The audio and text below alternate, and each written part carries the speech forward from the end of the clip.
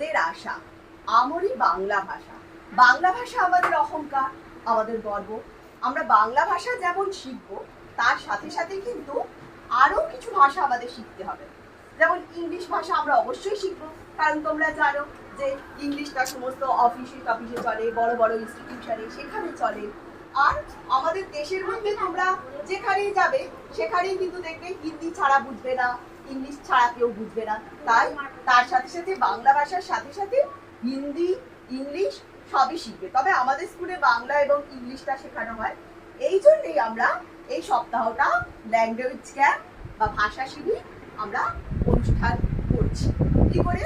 তোমরা এই বাংলা ভাষায় কবিতা বলবে, গান গাইবে, ডান্স করবে, তারপর তোমাদের নাটক আছে, বাংলায় নাটক করবে, ইংলিশে নাটক করবে, ইংলিশে রাইমস করবে। এইভাবে আমরা বাংলা এবং ইংলিশ দুটোই যে আমাদের জীবনে ভীষণ প্রয়োজন, সেই জন্য আমরা